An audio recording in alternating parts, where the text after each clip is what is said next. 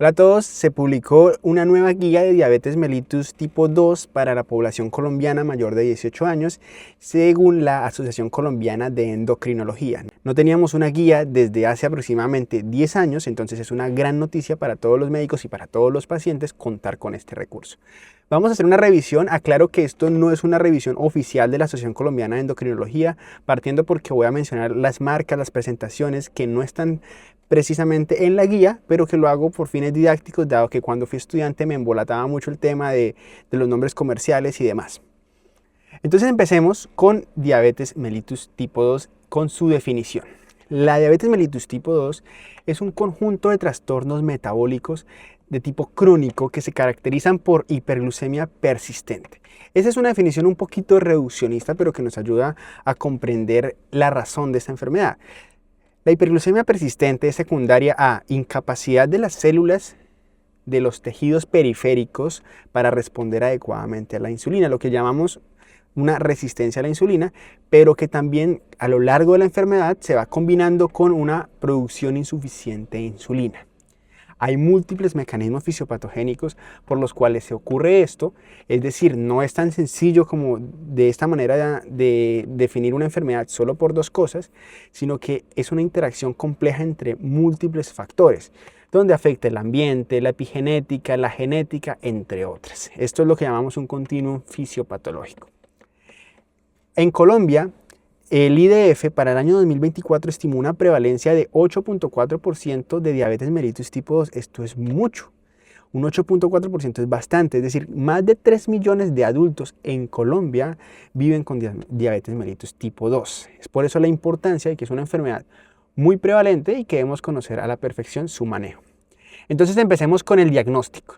Los criterios diagnósticos para diabetes mellitus. Estos son los clásicos, estos no han cambiado. Glucosa plasmática en ayunas mayor a 126 miligramos por decilitro, que esto debe ser después de un ayuno de al menos 8 horas. Otro criterio es glucosa plasmática postcarga mayor de 200 miligramos por decilitro. Es decir, al paciente se le da una carga de un equivalente a 75 gramos de glucosa anhidra y 2 horas después se le toma la muestra de sangre y esto, si es mayor de 200 miligramos por decilitro, es criterio diagnóstico de diabetes. Por otro lado, una glucosa al azar mayor de 200 en presencia, y esto es solo en presencia, de síntomas clásicos de la enfermedad como lo son las famosas 4 P's, polidipsia, poliuria, polifagia o pérdida de peso, también es criterio diagnóstico de diabetes. Y por último, el de la hemoglobina glicada. La hemoglobina glicada mayor a 6.5% en cualquier momento es diagnóstico de diabetes.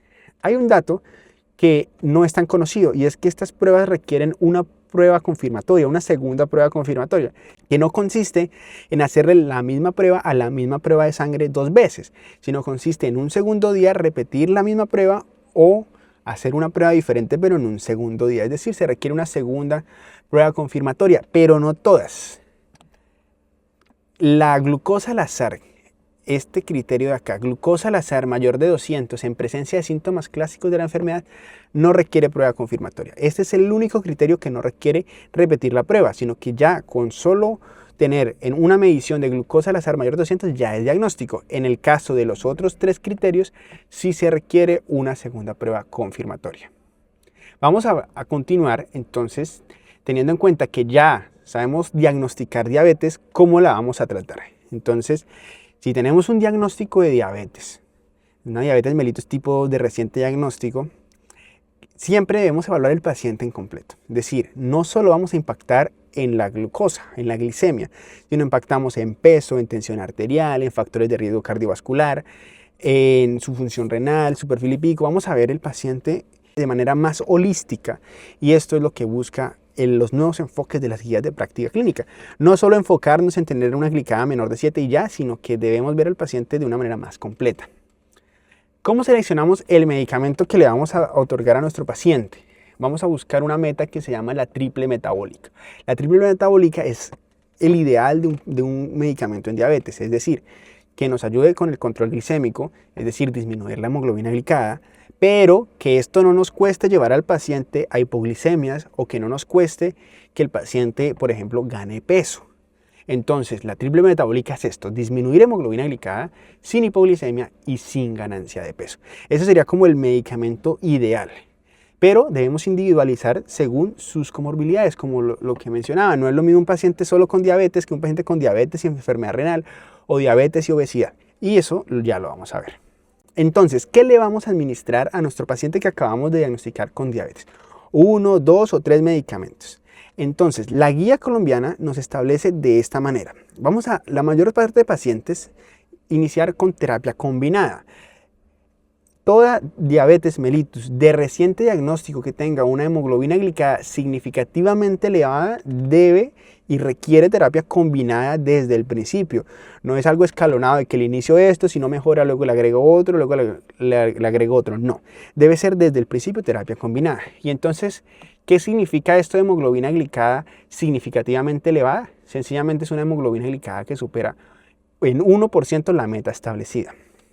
Tradicionalmente, y en la mayoría de pacientes, establecemos una meta de hemoglobina glicada de 7%. Eso quiere decir que si el paciente tiene una hemoglobina glicada al momento del diagnóstico de, por ejemplo, 8.5%, ya debemos iniciar terapia combinada. ¿Este 1% de dónde sale? Pues de los estudios y también de la matemática, en el sentido de que casi todos los hipoglicemiantes en diabetes tienen una reducción de hemoglobina glicada entre 0.5 a 1%. Entonces, si ya alguien supera en 1% la meta, pues debemos dar una terapia combinada, porque no va a ser suficiente un solo medicamento. Y esto sale de un estudio que se llama el estudio Verify, que es este que les tengo acá. En este estudio se comparó terapia combinada desde el principio versus terapia inicial y luego agregarle otro medicamento. Específicamente aquí fue metformina con vildagliptina. Y nos dimos cuenta que la terapia combinada inicial fue superior a la monoterapia, en que el tiempo hasta la falla terapéutica fue mayor en terapia combinada. Es decir, fue superior la terapia combinada en este tipo de pacientes. Es por eso que esta es la recomendación principal, o por lo menos la recomendación inicial de la guía. Pero también le abre la posibilidad a la monoterapia en los pacientes en que no cumplan estos criterios. Tanto en terapia combinada como en monoterapia, y si luego el paciente no logra sus metas con monoterapia, debemos saber qué medicamentos escoger. Entonces, el medicamento pivote acá va a ser la metformina, pero la metformina la vamos a combinar con otro medicamento. ¿Cuál de estos medicamentos? Hay inhibidores de GLT2, inhibidores de la peptidilpeptidasa 4 o agonistas del receptor GLP-1. Estos son los principales, o los 3 grupos farmacológicos principales, y vamos a desglosarlos. Vamos a hablar de primero de los inhibidores del CGLT2. El CGLT2 es un cotransportador que está a nivel del riñón, que contrasporta sodio y glucosa, y por eso al inhibir este canal hace que excrete más glucosa por la orina. Es por eso que se ha estudiado en diabetes. La indicación de los inhibidores de CGLT2 actualmente en el 2025 es sencillamente solo con un paciente que tenga un inadecuado control glicémico ya es suficiente para iniciar un inhibidor de CGLT2. ¿Por qué? Porque tiene beneficio cardiovascular, beneficio renal, beneficio en insuficiencia cardíaca. Es decir, tiene algunas propiedades que no la tienen los inhibidores de DPP4. Lamentablemente, hay muchos pacientes en la práctica clínica con inhibidores de DPP4 y que no tienen un inhibidor de CGLT2, a pesar de que sí tengan la indicación. Entonces debemos pensar siempre en los inhibidores de CGLT2. ¿Y cuáles son los inhibidores de este canal? En Colombia tenemos empagliflozina de 10 y de 25 y dapagliflozina de 5 y de 10 miligramos. En cuanto a dapagliflozina, la mayoría de estudios han sido con 10 miligramos al día. En cuanto a empagliflozina, los estudios, por ejemplo, de insuficiencia cardíaca fueron con dosis de 10 miligramos. Es decir, si es insuficiencia cardíaca, es muy fácil, 10 miligramos sea independiente de los dos medicamentos. Pero resulta que en diabetes, empagliflozina, en el estudio EMPA-REC, que fue el estudio pivotal de empagliflozina, se estudiaron ambas dosis, de 10 y de 25 miligramos. Entonces la pregunta es, ¿y cuándo inicio 10 y cuándo inicio 25? ¿Hay alguna diferencia entre los dos? Porque fíjense que 25 es más del doble de la dosis de 10. Entonces la pregunta es, ¿el beneficio es acorde al aumento de la dosis? Entonces vamos a revisar la tablita del EMPA-REC, que es esta, del estudio EMPA-REC, el pivotal de empagliflozina, y como podemos ver, Aquí la línea gris es placebo y luego las otras dos líneas es de empagliflozina de 10 y de 25. La diferencia a nivel de control glicémico es muy sutil, es decir, no es lineal, no es que si la empagliflozina de 25 es 2.5 veces mayor a la de 10, entonces el beneficio va a ser 2.5 veces mayor, no es lineal. Hay una pequeña diferencia a nivel glicémico. ¿Y a nivel cardiovascular qué? ¿Sí hay beneficio? Pues si vemos la conclusión de los autores en términos de desenlaces cardiovasculares, vemos que no hay diferencias. Entonces, si usted quiere usar 25 miligramos de empagliflozina, los puede usar, y claro, por control glicémico, pero eso no le otorga un beneficio adicional en términos cardiovasculares. Y usted sabe que ese control glicémico es muy sutil la diferencia con respecto a la dosis de 10 miligramos de empagliflozina. Hay algo que también debemos tener en cuenta al momento de iniciar un medicamento como empagliflozina o dapagliflozina, y es la tasa de filtración glomerular. No se pueden usar en todas las tasas de filtración glomerular. Entonces, empagliflozina solo lo podemos usar en tasas de filtración glomerular mayor a 20. Mayor a 20. Mientras que dapagliflozina lo usamos en tasas de filtración glomerular mayor a 25. Y importante un dato, si el paciente ya la tasa de filtración glomerular se deterioró y está menor a 45, ya el medicamento perdió sus efectos hipoglicemiantes. Ya usted no da el medicamento por su beneficio hipoglicemiante, pero se conserva su beneficio renal y su beneficio en protección cardiovascular. Entonces, si el paciente tiene una tasa de filtración de 30, usted puede darle cualquiera de los dos según sea el caso y según sus comorbilidades. Pero si tiene una tasa de filtración de 23, usted solo puede iniciarle empagliflozina, porque dapagliflozina es con tasas de filtración mayor a 25. Entonces, los inhibidores de CLT2 se convierten en una gran herramienta en el tratamiento de la diabetes. ¿Por qué? En los estudios como el EMPA-REC, que fue el estudio de empagliflozina, se vio que los pacientes tenían disminución de MACE, especialmente en enfermedad cardiovascular aterosclerótica establecida. El estudio CANVAS de canagliflozina fue hallazgos muy similares. Canagliflozina luego se dejó de estudiar por razones de seguridad, se temía el riesgo de amputaciones, aunque eso no se vio en un estudio posterior de canagliflozina en enfermedad renal, que fue el CREDENS. Y dapagliflozina también ha sido estudiado y tiene beneficio cardiovascular, un poco menos contundentes los resultados de dapagliflozina, pero también tienen su beneficio cardiovascular. En cuanto a beneficio renal, se ha visto que los inhibidores de GLT2 disminuyen el riesgo de progresión de enfermedad renal. Entonces, aquí vuelven los mismos, empagliflozina con el estudio EMPA-KIDNEY, dapagliflozina con el DAPA-CKD y canagliflozina con el estudio CREDENS. Empagliflozina y dapagliflozina fueron estudios inicialmente en enfermedad renal crónica, pero cuando se veían los subgrupos de diabetes se veía ese beneficio. Y los beneficios en insuficiencia cardíaca son de los más estudiados y de los que más sabemos en el momento. Empagliflozina y dapagliflozina tiene evidencia. Canagliflozina no tiene estudios específicos en falla cardíaca. Que en los estudios se analizó el subgrupo de falla cardíaca, sí, pero estudios específicos en falla cardíaca no los tiene, como si los tiene empagliflozina y dapagliflozina. Sabemos que reduce el riesgo de hospitalización por falla cardíaca. Es decir, si un paciente tiene indicación o además del control glicémico le podemos ayudar en su riesgo cardiovascular o en su parte renal o en insuficiencia cardíaca, pues debemos preferir los inhibidores de GLT2 sobre otras terapias en estos casos. Pero entonces decíamos que debemos combinar metformina más un inhibidor de SGLT2. Ese es el tratamiento inicial. Pues resulta que en Colombia, este video está dirigido principalmente a la población, a los médicos colombianos, tenemos ciertas marcas y las voy a mostrar sin ningún interés económico ni nada de eso, sino solo porque cuando yo era estudiante me embolataban mucho el tema de los nombres comerciales y porque para nosotros los médicos también es importante conocer las presentaciones que tenemos en Colombia. En Colombia tenemos tabletas combinadas con empagliflozina más metformina. Por ejemplo, miren esta, hay de 12.5 más 1000 miligramos, 12.5 de empagliflozina y más 1000 miligramos de metformina. Y en caso de dapagliflozina también tenemos esta combinada. Dapagliflozina más metformina de 10 más 1000 o de 5 más 1000 miligramos. Se llama el Jardiance Duo, el de empagliflozina, y el SIG Duo XR en el caso de la dapagliflozina. Y cuando tenemos un medicamento combinado, debemos tener en cuenta la tasa de filtración glomerular. Ya mencionábamos los criterios para usar empagliflozina y los criterios para usar dapagliflozina, y vamos a mencionar los de la metformina. Metformina es un medicamento que su dosis varía según la tasa de filtración glomerular. Si su tasa mayor, de filtración glomerular es mayor a 45, la dosis máxima o la dosis de metformina es 2000 al día, 2000 miligramos al día. Si la tasa de filtración es menor de 30, está contraindicadísimo la metformina por el riesgo de acidosis láctica. Entonces, en este espacio entre 30 y 45 es un espacio en que si ya tiene la tasa de filtración ahí, usted no debe iniciar la metformina. Pero si ya venía usando metformina con una tasa de filtración más alta y disminuyó su tasa de filtración, usted la puede continuar hasta que baje de 30. Si baja de 30, ya debe suspenderla. Entonces, en esto, entre 30 y 45, importante, no se debe iniciar, pero si ya la tenía, la debe continuar y la dosis se reduce a 1000.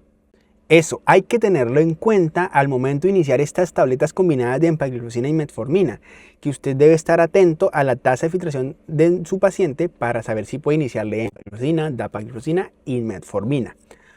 Ahora, continuamos con el segundo grupo farmacológico, que son los agonistas del receptor GLP-1 o los agonistas duales GLP con GIP, como el tirzepatide. La indicación por la guía para usar este medicamento es 1. Control glicémico insuficiente y exceso de peso a pesar de haber implementado las medidas iniciales en estilo de vida. ¿Qué es exceso de peso? Un índice de masa corporal mayor a 27, pero con mayor evidencia si el índice de masa corporal está mayor a 30. Pues resulta que estos medicamentos también reducen MACE, es decir, reducen mortalidad cardiovascular como los inhibidores de SGLT2. Entonces, también tienen beneficio cardiovascular y en esto tienen semaglutida, liraglutida y dulaglutida son los que tienen evidencia. En el mercado hay otros agonistas del receptor GLP-1, pero que aún no tienen esa evidencia cardiovascular. Y de beneficio renal principalmente semaglutida y dulaglutida. Entonces, ¿cuáles son los agonistas del receptor GLP-1? Ya los mencionamos y estas son las presentaciones que tenemos en Colombia. Como podemos ver, en Colombia está la marca Ozempic, que es semaglutida. Hay dos presentaciones de 0.25, esa pluma de 0.25 o de 0.5 miligramos. Hay semaglutida oral y eso es importante porque semaglutida oral, es decir, tabletas, no tiene beneficio cardiovascular comprobado. El beneficio cardiovascular comprobado, cuando yo puse acá beneficio cardiovascular, es con semaglutida subcutáneo. Oral todavía no, es decir, si usted usa semaglutida oral, la puede usar por control glicémico, pero no por beneficio cardiovascular, porque aún no está comprobado. Semaglutida subcutáneo, sí. Todos estos medicamentos, los GLP-1, son subcutáneos, sino que semaglutida también tiene su versión oral, que se llama con la presentación Rybelsus. Tabletas de 3, de 7 miligramos. También hay una versión de tabletas de 14 miligramos que creo que no ha llegado a Colombia. Está Saxenda Victoza con liraglutida, Trulicity, que es dulaglutida, y Mounjaro, que es tirzepatide. Estos medicamentos son subcutáneos, algunos son diarios, algunos son semanales y deben titularse. No es como, por ejemplo, empagliflozina, que usted la inicia en 10 miligramos y no necesariamente tiene que titularla. En estos medicamentos sí. Y la guía nos ofrece algo muy interesante, esta tabla, que es cómo titular los medicamentos. Entonces, liraglutida tiene el beneficio cardiovascular, el estudio Leder lo demostró, y se inicia de la siguiente manera. 0.6 miligramos al día por 7 días, luego de esa semana lo aumenta a 1.2 miligramos, luego de esa semana lo aumenta a 1.8 miligramos. Y acá viene la clave. La meta de dosis de liraglutida para beneficio cardiovascular es esta, 1.8 miligramos al día. Es decir, la dosis para manejo de diabetes mellitus tipo 2, que es diferente a la dosis que se usa en obesidad. Porque si usted va a tratar obesidad, entonces la dosis sube hasta 3 miligramos día. Hablemos entonces de semaglutida. Semaglutida, usted la usa, la inicia a 0.25 miligramos a la semana. Recordemos cómo viene la ampolla. Semaglutida, por acá está. Semaglutida viene, es esta de acá, viene 0.25, 0.5 miligramos.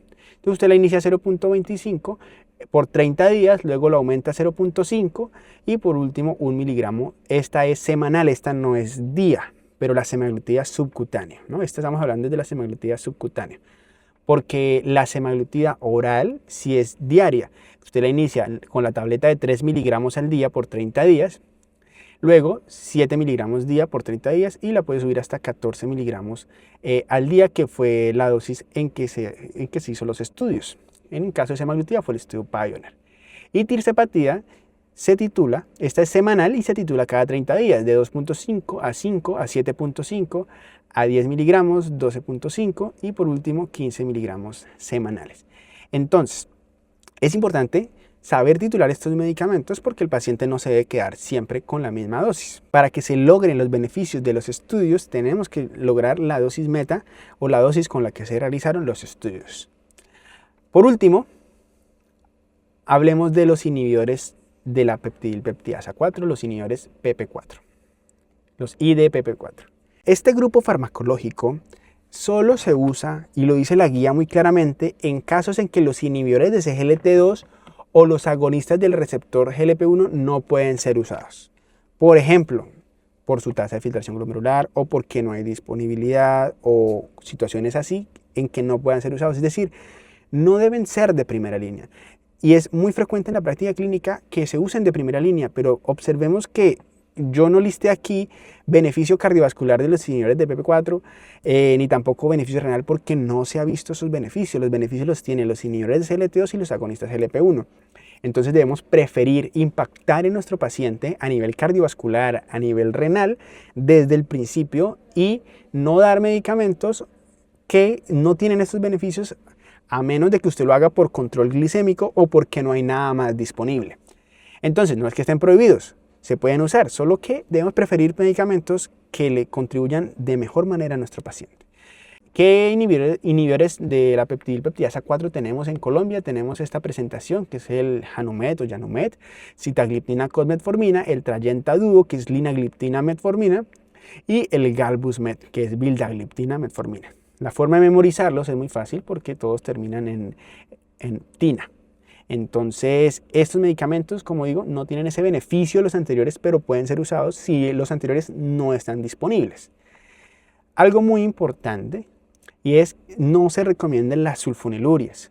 Las sulfonilurias eran medicamentos que se usaban hace mucho tiempo y eran el pilar de diabetes hace mucho tiempo, pero hoy sabemos que el riesgo de hipoglicemia y el riesgo de aumento de peso no contribuye a nuestros pacientes con diabetes. La hipoglicemia es grave y debemos evitarla, es parte de lo que buscábamos con la triple metabólica. Entonces, medicamentos como glibenclamida, como gliclazida o glimepirida debemos evitarlos en nuestros pacientes con diabetes mellitus tipo 2.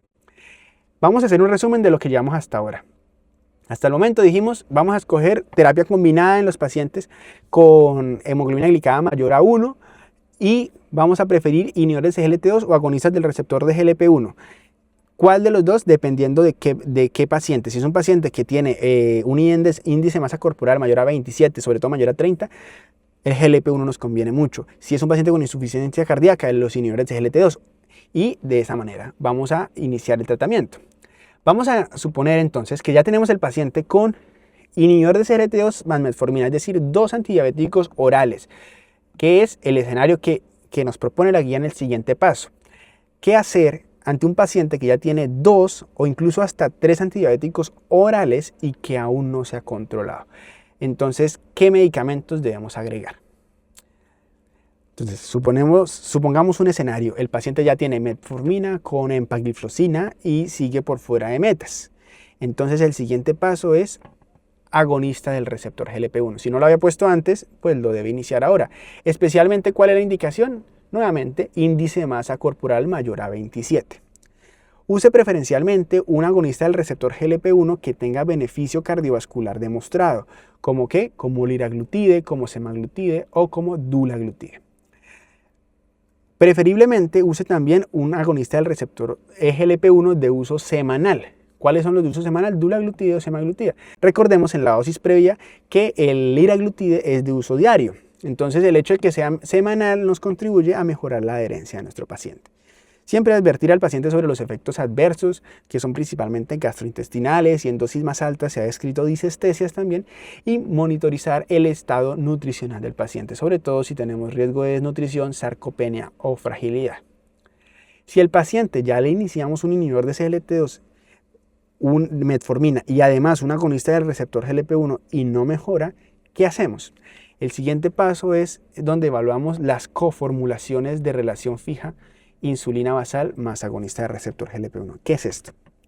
Resulta que hay unas presentaciones, así como venía combinado metformina con inhibidor de CT2, metformina con inhibidor de PP4, también hay insulinas con GLP-1.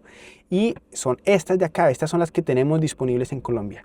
Sultofi, que es degludec más liraglutida, y Soliqua, que es glargina más lixisenatida.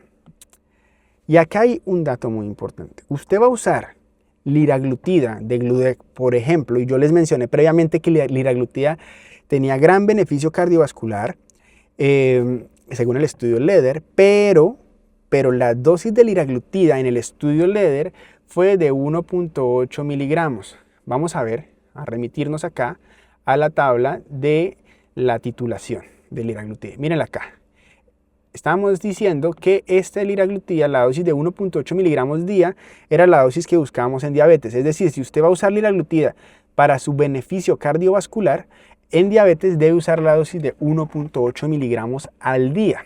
Pero fíjense en lo siguiente, una unidad de insulina de este combinado contiene 0.036 miligramos de liraglutida. Si usted quiere lograr esta unidad de 1.8 miligramos, esta dosis de 1.8 miligramos tiene que administrarle al paciente 50 unidades de degludec. 50 unidades posiblemente es una sobrevasalización. En general no buscamos superar una dosis de insulina basal mayor a 0.5 unidades por kilo. Entonces no se va a lograr, en estos combinados, es muy difícil lograr la meta o la dosis para reducción de eventos cardiovasculares. Entonces, lo que quiero que quede claro es, son muy útiles estas como formulaciones, pero que usted lo hace es por control glicémico. Liraglutida a dosis más baja puede tener efectos a nivel glicémico. ¿Por qué? Porque si usted en lugar de dar más insulina está dando un agonista del receptor GLP-1, ese agonista del receptor GLP-1 le está evitando subir la dosis de insulina y a su vez evitar hipoglicemia y a su vez evitar ganancia de peso. Pero la dosis para beneficio cardiovascular es 1.8 miligramos y para eso usted tiene que usar dosis muy altas de insulina. Entonces, si usted va a usar un agonista de receptor GLP-1 por beneficio cardiovascular, lo mejor es que lo formule de manera aparte a la insulina, no en estos combinados. Pero vamos a hablar entonces de estos combinados, del otro combinado, que es glargina más lixisenatida. Lixisenatida pues no tiene beneficio cardiovascular demostrado en su estudio, pero también está esta opción de glargina lixisenatida, que es de 100 unidades de glargina, viene con 100 unidades de glargina con 50 microgramos de lixisenatida. Ahí les dejo cuánta lixisenatida contiene cada unidad de insulina. Y la otra presentación. Ustedes ven en los lapiceros que dice 10-40 o 30-60. Esto significa que la dosis que usted puede administrar de glargina está en ese rango, de 10 unidades a 40 unidades o de 30 unidades a 60 unidades, dependiendo del lapicero que el paciente tenga o del cual usted le formule, por supuesto. Entonces, estas son las coformulaciones de relación fija insulina basal con agonista de receptor GLP-1. Son muy útiles porque evitan que nuestro paciente tenga los efectos adversos de mayores dosis de insulina como ganancia de peso y menor riesgo de hipoglicemia. Son muy útiles en esto. No son útiles en reducción de eventos cardiovasculares, porque para eso lo mejor es darlo por aparte, no en el combinado, sino por aparte.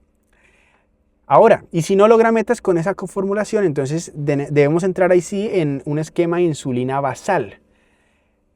Pero vamos a hablar entonces cuándo iniciar insulina basal antes del agonista del receptor GLP-1, que es la otra parte del algoritmo. Entonces veníamos de que el paciente no venía controlado con 2 o más antibióticos orales, hablamos del agonista del receptor GLP-1, entonces vamos a hablar ahora de la insulina basal. ¿Cuándo usted inicia una insulina basal antes que un agonista del receptor GLP-1? Sencillo, si el paciente no tiene indicación del receptor GLP-1, por ejemplo, si el paciente tiene un índice de masa corporal menor a 27, recordemos que uno de los criterios que nos favorecían el uso de los agonistas de receptor GLP-1 era un índice de masa corporal mayor a 27, sobre todo mayor a 30, pues si no cumple esto, nos orientamos hacia la insulina y sobre todo, debe cumplir estos dos criterios: el índice de masa corporal menor a 27 y los signos y síntomas de insulinopenia endógena. ¿Qué es esto? Pérdida de peso acelerada, reciente y no intencional, en el contexto de un paciente que tiene mal control glucémico o presencia de cetonas en orina o en sangre. En estos casos vamos a iniciar insulina basal.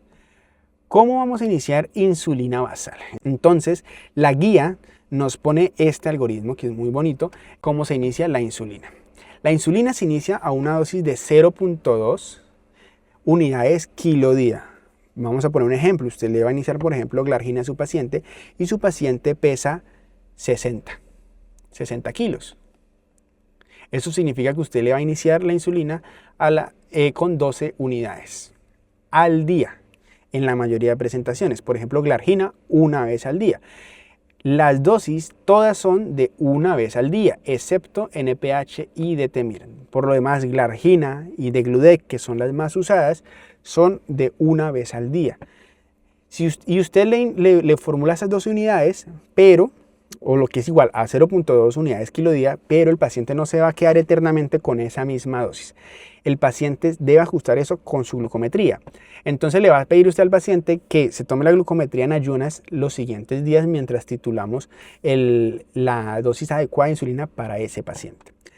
Las metas de insulina son entre 70 y 130, pero cuidado, porque si su paciente ya tiene 80, usted ya debe alarmarse. La hipoglicemia también es peligrosa.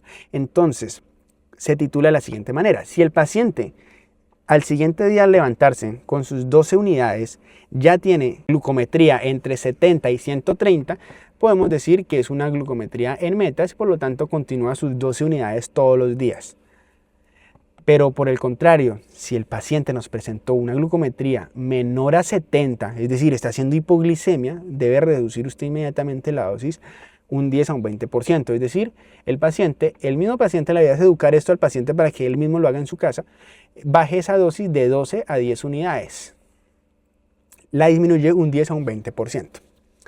Y por el contrario, si el paciente tiene una glucometría entre 130 a 180, entonces va a aumentar la dosis de insulina 2 unidades. Pero no es con el primer día, sino que el paciente ya debe tener 3 días de glucometrías entre 130 a 180, más o menos su promedio.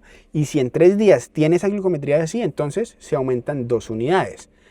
Del mismo modo, si la glucometría es mayor a 180 por 3 días, entonces usted le va a aumentar 4 unidades a la dosis de insulina hasta que logre disminuir de 180. Y una vez esté en 130 a 180, pues entramos acá, lo mismo, 2 unidades, aumentar 2 unidades hasta que logremos la meta de nuestro paciente, que es 70 a 130.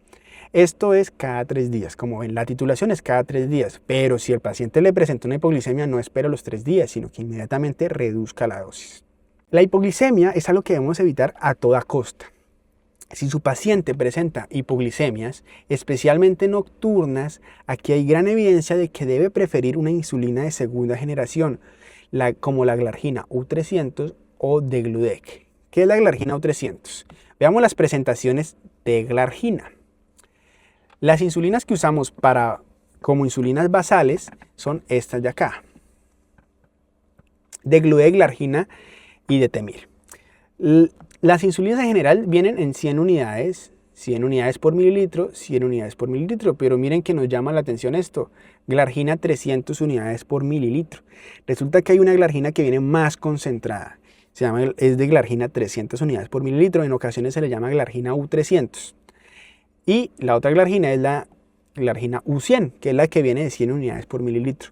Se ha visto en ciertos estudios que la glargina U300 tiene ventajas sobre la glargina U100 en el sentido de que disminuye hipoglicemias. Y además, como usted está administrando mayor dosis en un menor volumen, significa que es muy útil la glargina U300 en pacientes que requieran altas dosis de insulina, sobre todo si la dosis es mayor a 50 unidades. Esto es lo que nos indica. Entonces, usted debe preferir glargina U300 si el paciente ya presentó hipoglicemias, especialmente nocturnas, y además si tiene una dosis alta de insulina como mayor a 50 unidades. La otra que tiene beneficio en reducción de hipoglicemia es degludec. Estas son las insulinas y usted las encuentra con esos nombres comerciales en el mercado: Tresiba, Lantus, Toujeo y Levemir. Así usted las encuentra en el mercado, por lo menos en Colombia, y estas son las presentaciones que hay en Colombia. Estas otras insulinas que vemos acá son las insulinas de acción rápida, que ya las vamos a ver en el siguiente paso del algoritmo. Entonces, continuamos por acá. ¿Qué pasa si no hay un adecuado control con la insulina basal? Es muy frecuente que entonces se empiece a iniciar esquemas basal plus o basal bolo. Basal plus o basal bolo es iniciar a administrar insulinas de acción rápida con los alimentos. Pero antes de considerar iniciar una dosis de insulina, por ejemplo con el almuerzo, antes de realizar eso, el paciente ya debe tener un GLP-1, porque el GLP-1 nos ayuda: beneficio cardiovascular, renal, control glicémico, además disminuye hipoglicemias, los beneficios que ya veníamos mencionando. Entonces realice una combinación de agonista del receptor de GLP-1 más insulina en estos casos, especialmente si hay estas indicaciones. Si el paciente tiene un alto riesgo de hipoglicemia, por ejemplo, adultos mayores, pacientes frágiles, enfermedad renal crónica o que ya haya tenido episodios de hipoglicemia recurrente, severa o inadvertida. En estos pacientes es muy útil un GLP-1 porque el GLP-1 le permite a usted no usar dosis tan altas de insulina o no iniciar una insulina, por ejemplo, con los alimentos, y eso tiene además los beneficios cardiovasculares y demás. Por otro lado, el otro caso donde debemos preferir un GLP-1 es en sobrepeso y obesidad, índice de masa corporal mayor a 27, ya lo veníamos anunciando desde antes. El GLP-1 además nos ayuda para ese paciente que tiene un índice de masa corporal mayor a 27, evitar la ganancia de peso. Nuevamente aquí sale la opción: opte por las coformulaciones fijas de insulina de glubegliraglutida o de insulina glargina más lixosenatida, que son las que ya vimos por aquí arriba, que son estas. Entonces, observen que los GLP-1 son muy importantes, los inhibidores de SGLT2 son muy importantes, metformina es muy importante, pero hay que saberlo usar en el paciente que más lo requiere. Continuamos entonces con esto que es muy frecuente: diabetes y obesidad. La guía nos da ese panorama general. Yo arrastré algunas cosas que la guía lo incluye al final de la guía, como beneficio renal, beneficio cardiovascular, pero solo con razones académicas, dado que siento que para entender esto desde un principio, para nuestro paciente le conviene que pensemos ya en su beneficio cardiovascular, en su beneficio renal y en obesidad. Pero ahora sí vamos a hablar de cada uno de estos segmentos. Diabetes y obesidad. En diabetes y obesidad, ¿qué medicamentos debemos usar? Agonistas de receptor de GLP-1 o los de acción dual GLP-1/GIP para pérdida de peso y optimizar control glicémico. Indicaciones: recomendación fuerte a favor, índice de masa corporal mayor a 30, o recomendación condicional a favor, índice de masa corporal entre 27 y 30. Los inhibidores de SGLT2 pueden usarse en estos casos, sí. Sin embargo, la pérdida de peso que logra este grupo farmacológico es moderada, no es tan significativa como la de los agonistas del receptor GLP-1, porque se ha visto que en los estudios los pacientes pierden 1, 2, 3 kilogramos. Pero se sugiere su uso, lo ponen aquí como una recomendación condicional, porque puede servir como una terapia adyuvante a los agonistas del receptor GLP-1. Pero el mensaje es: agonistas del receptor GLP-1 son pilar en diabetes y obesidad.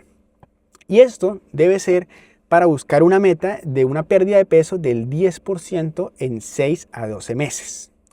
Se ha visto que en reducciones de mayores del 15% del peso disminuyen hemoglobina glicada, disminuyen glucosa en ayunas y además incluso pueden inducir una remisión sostenida de la diabetes. Pero la meta es esta: 10% en 6 a 12 meses para nuestros pacientes con diabetes.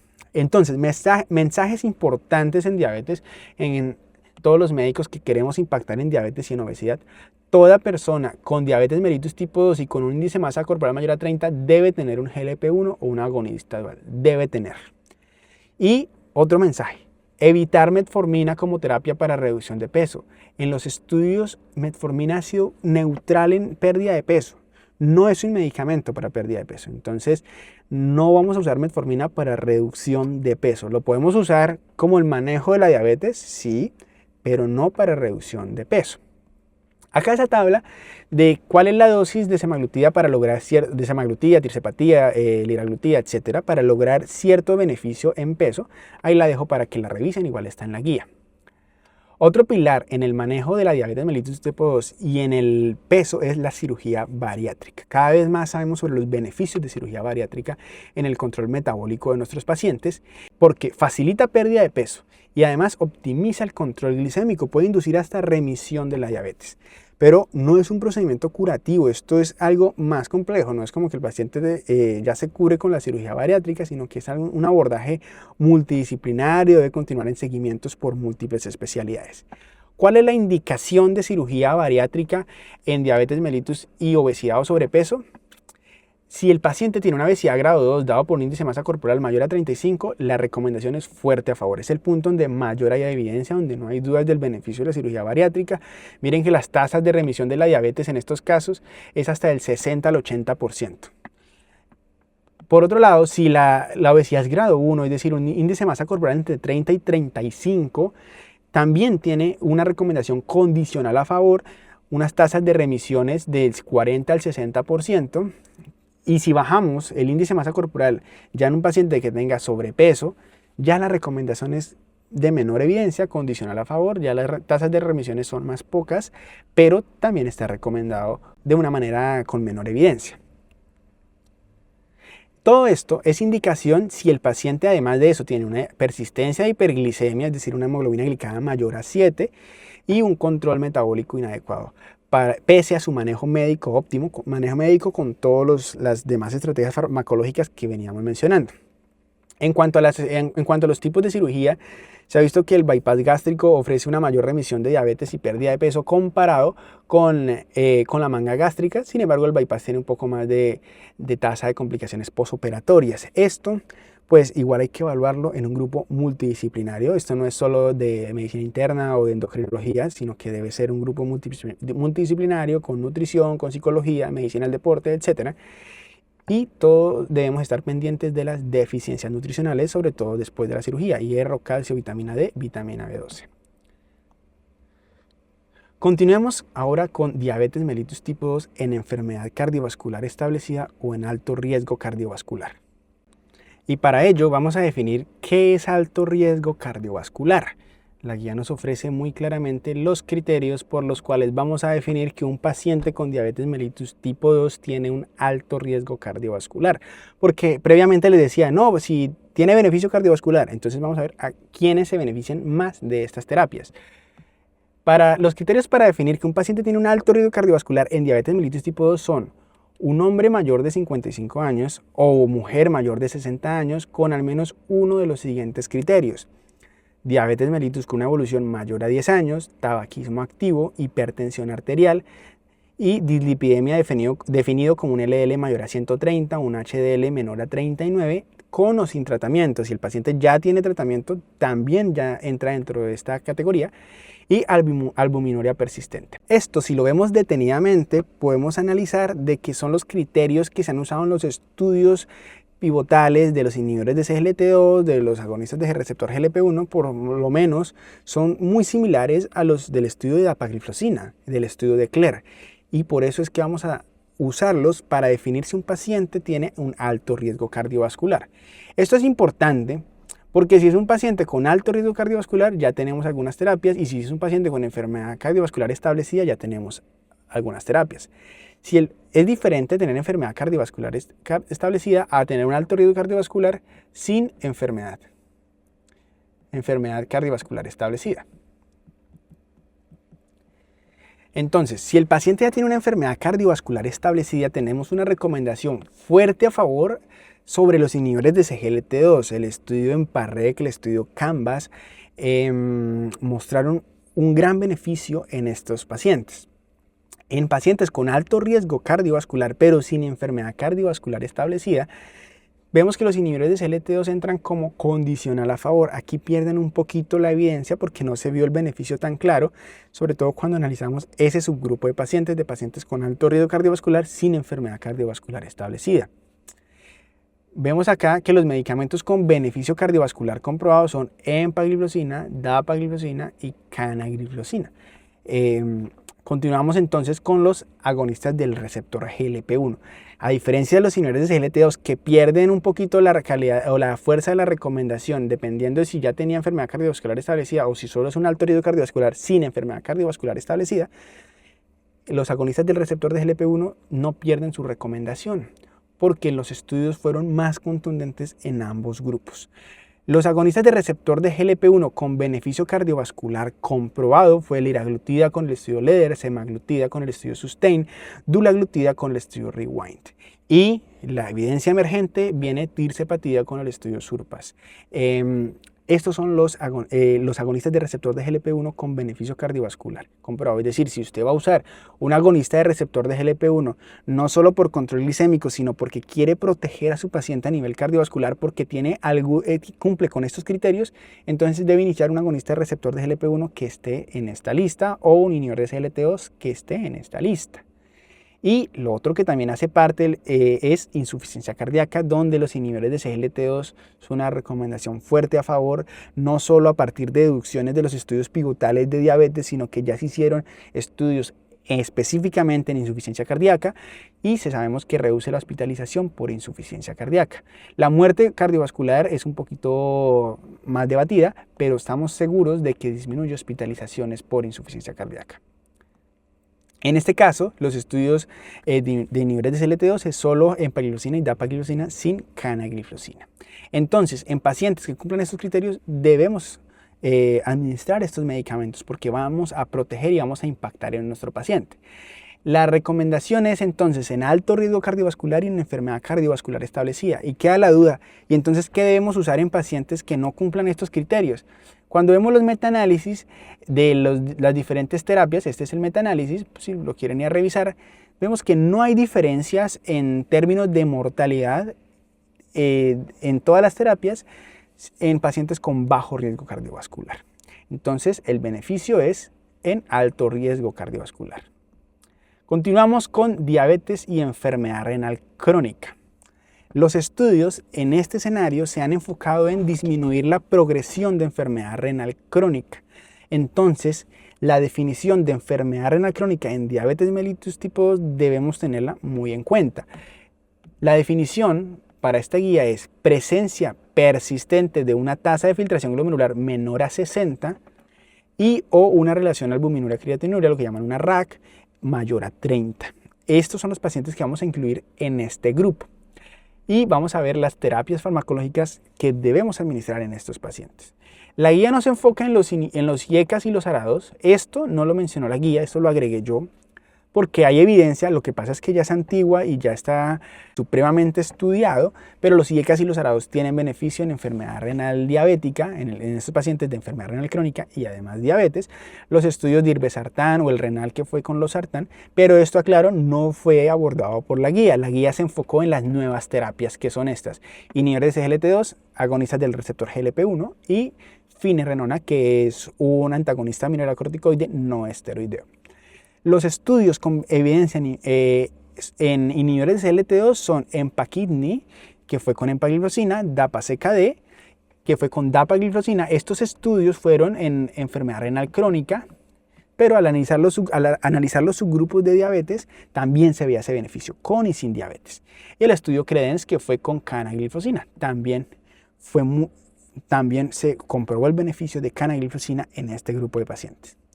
En cuanto a los agonistas del receptor GLP-1, tenemos el estudio SUSTAIN, que fue con semaglutida, y luego un estudio dirigido hacia semaglutida en este tipo de pacientes, que fue el estudio FLOW, y también el estudio REWIND, que fue dulaglutida. Es decir, beneficio renal en cuanto a los agonistas del receptor GLP-1, semaglutida subcutáneo y dulaglutida. Finerenona, ¿cuál es la recomendación? Según la guía, cuando usamos finerenona, se sugiere si persiste la albuminuria a pesar de IECA o ARA2, por los estudios Fígaro o el estudio Fidelio. Entonces, la guía nos recomienda usar en este tipo de pacientes inhibidores de SGLT2 y agonistas del receptor de GLP-1. Recomendaciones fuerte a favor, pero además se recomienda finerenona en esos casos. Es lo que recomienda esta guía. Aquí tenemos algunas aclaraciones respecto a los inhibidores de SGLT2. Ya habíamos mencionado las tasas de filtración, que se disminuye su efecto hipoglicemiante si la tasa es menor a 45, pero no se disminuye el beneficio renal, y que los beneficios renales comprobados son empagliflozina y dapagliflozina y también canagliflozina por el estudio CREDENCE. Cuando iniciamos un inhibidor de SGLT2 o cualquiera de estas terapias en realidad para enfermedad renal diabética, debemos monitorizar la tasa de filtración glomerular. ¿Cuándo? Debemos medir tasa de filtración glomerular al iniciar tratamiento, a las 4 semanas y luego de eso cada 3 a 6 meses. Es importante aclarar que cuando usted inicia una terapia puede haber un descenso en la tasa de filtración glomerular de hasta el 30%. Solo cuando sea superior a ello, usted debe evaluar ya causas de ese deterioro más de lo esperado en la tasa de filtración glomerular, como hipovolemia, como nefrotóxicos, como las dosis de los diuréticos, etc. Y luego de eso, si no encuentra usted la causa, y si ya tiene que entrar a evaluar otras etiologías de daño renal o incluso la suspensión del medicamento. Pero usted debe estar tranquilo en que puede haber un descenso en la tasa de filtración glomerular inicial de hasta el 30%. Además de monitorizar creatinina, debe monitorizar la relación albuminuria-creatinuria al iniciar el tratamiento y cada 3 a 6 meses. Ahora, ¿cómo vamos a hacer el seguimiento con finerenona? En finerenona, al ser un antagonista mineralocorticoide, al igual que la espironolactona, solo que la finerenona es no esteroideo, uno de los efectos adversos más frecuentes es hipercalemia. Entonces debemos estar seguros de ese paciente cómo tiene el potasio. Entonces, para iniciar finerenona, usted debe medir potasio al iniciar el tratamiento a las 4 semanas y luego cada 3 meses. Si el potasio inicial es mayor de 5 o si la tasa de filtración glomerular es menor a 25, usted no puede iniciar finerenona. Por otro lado, si el potasio es menor a 5, y la tasa de filtración glomerular lo inicia, usted debe iniciarlo según la indicación que acabamos de mencionar. La dosis inicial de finerenona varía según la tasa de filtración glomerular. Si es una tasa de filtración mayor a 60, usted tranquilamente inicia de una vez la dosis de 20 miligramos día, mientras que si la tasa de filtración es entre 25 y 59, usted debe iniciar una dosis más baja, que es de 10 miligramos día, mide el potasio a las 4 semanas y según su resultado, si es menor a 4.8, usted tranquilamente lo sube a la dosis de 20 miligramos. Si es de 4.8 a 5, se mantiene, se queda quieto en la misma dosis de 10 miligramos, y si es mayor a 5.5, ahí sí debe suspenderlo y reevaluar a las 72 horas según el potasio. Si es menor a 5, a las 72 horas puede considerar reiniciar la finerenona 10 miligramos al día. Continuamos con monitoreo de glucosa. El monitoreo de glucosa es muy importante en nuestros pacientes porque ofrece ventajas sobre la hemoglobina glicada.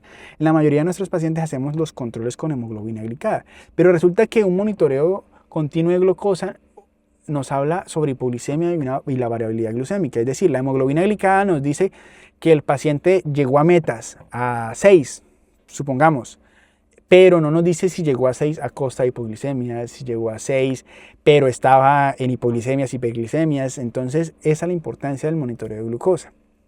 Y por otro lado, la hemoglobina glicada tiene una desventaja, y es que disminuye su rendimiento en ciertas condiciones, como en el embarazo, como en enfermedad renal, como en hemoglobinopatías. Entonces vamos a hablar del monitoreo continuo de glucosa en tiempo real. ¿Cuándo lo usamos? La guía nos recomienda usar el monitoreo continuo de glucosa en tiempo real en pacientes con múltiples dosis de insulina y con mal control glicémico, esto a pesar de una adecuada titulación de insulina y de un sistema y de un programa estructurado de educación. Y la otra indicación es pacientes con múltiples dosis de insulina, pero que ya hayan tenido hipoglicemias, sean severas, inadvertidas, recurrentes, a pesar de usos de análogos de insulina y de la inclusión de un programa de educación estructurado. Estas son las dos indicaciones de un monitoreo continuo de glucosa en tiempo real. Sin embargo, sugieren aquí que se sugiere monitoreo continuo de glucosa en tiempo real o intermitente en manejo de diabetes con múltiples dosis de insulina, así no cumpla los anteriores dos criterios, pero eso disminuye el nivel de evidencia. Si el monitoreo continuo de glucosa en tiempo real no está disponible, pues usted puede usar un monitoreo continuo de glucosa intermitente. Las metas, cuando usted tenga un monitoreo continuo de glucosa, es que esté en el tiempo en rango lo mayor posible. El tiempo en rango es el tiempo en que nuestro paciente permanece entre 70 y 180. La idea es que nuestro paciente permanezca más del 70% del tiempo en este rango. está el tiempo inferior al rango, es cuando el paciente está en hipoglicemia. Las metas es que la hipoglicemia a nivel 1, que es menor a 70, sea menor al 4% y que la hipoglicemia a nivel 2 sea menor al 1%. Aquí me equivoqué, porque acá puse el porcentaje donde no era. Hipoglicemia a nivel 1 es menor a 70 miligramos por decilitro y la idea es que esté menor a 4% del tiempo. Y la hipoglicemia a nivel 2 es menor a 54 miligramos por decilitro y la meta es que esté menor al 1%. La guía no especifica, pero en otras guías o en otra literatura hablan del tiempo superior al rango y que sea una meta menor al 25%.